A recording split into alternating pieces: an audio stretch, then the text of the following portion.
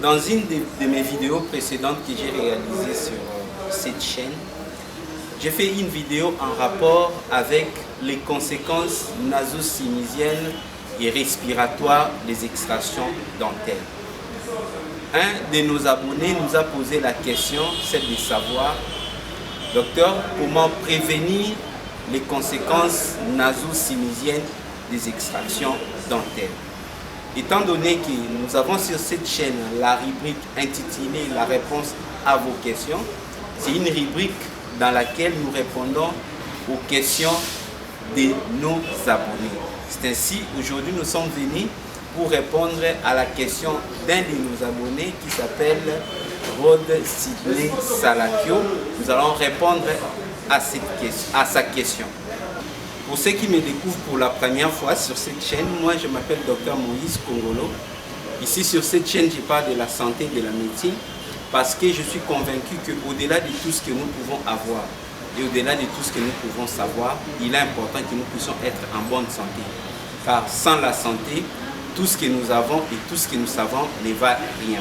Et cette chaîne a pour but, a pour objectif de vous donner des informations sanitaires, la bonne et la vraie, qui vont vous aider à pouvoir être en bonne santé.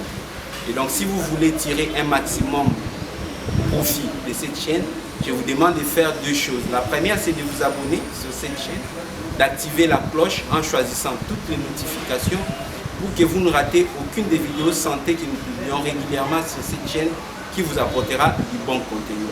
La deuxième des choses à faire, c'est de pouvoir partager ces vidéos à d'autres personnes, car les informations sanitaires que nous diffusons sur cette chaîne ne seront pas utiles non seulement à vous qui me suivez, mais également à d'autres personnes auprès de qui vous pouvez partager ces vidéos. Donc, comme j'étais en train de le dire tout à l'heure, dans cette vidéo, nous allons répondre à la question d'un de nos abonnés qui voulait savoir comment prévenir les conséquences respiratoires et naso-sinusiennes liées à des extractions dentaires. La première des choses à faire, c'est d'éviter à ce qu'on puisse vous extraire une dent. Ça, c'est la première des choses à faire.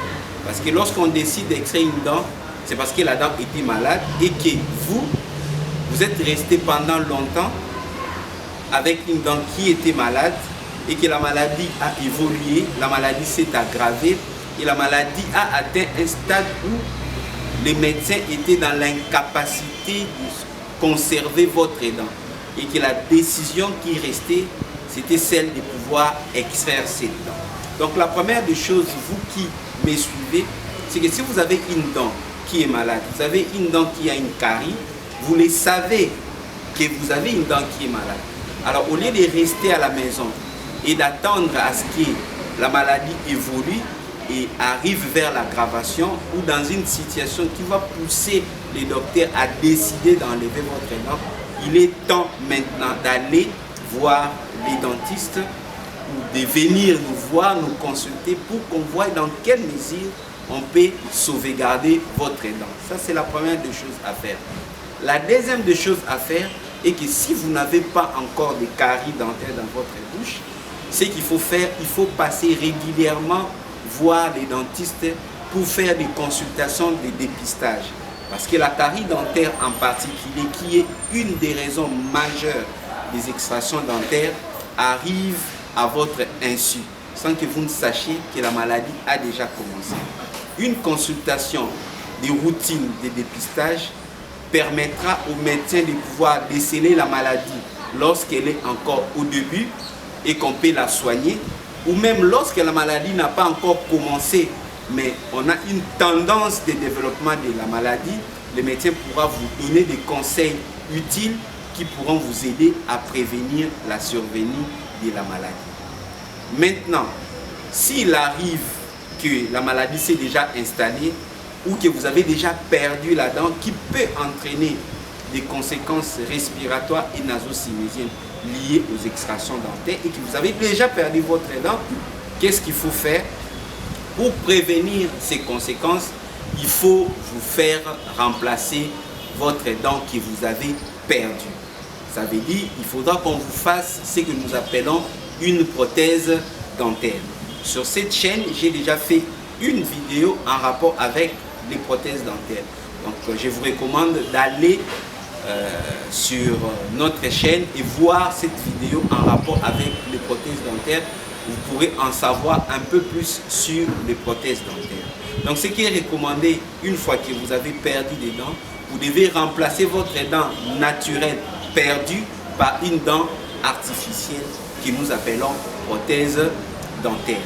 Et parmi les prothèses dentaires, il y en a plus. La meilleure des prothèses que nous recommandons, ce sont les implants.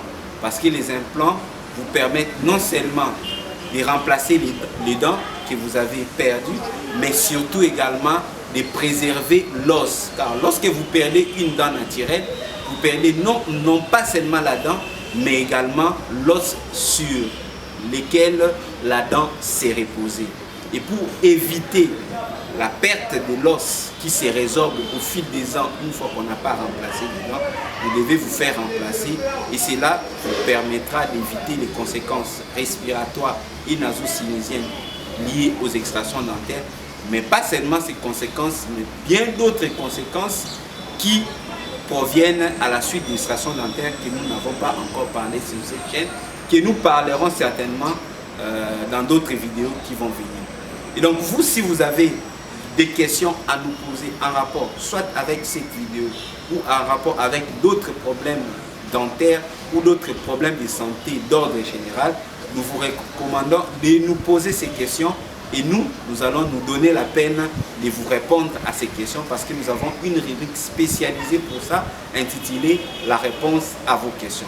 Je vous attends dans les commentaires et même inbox, posez-moi les questions et nous ferons une vidéo spéciale pour vous pour répondre à vos questions. Et donc à tout à l'heure pour d'autres vidéos sur notre chaîne.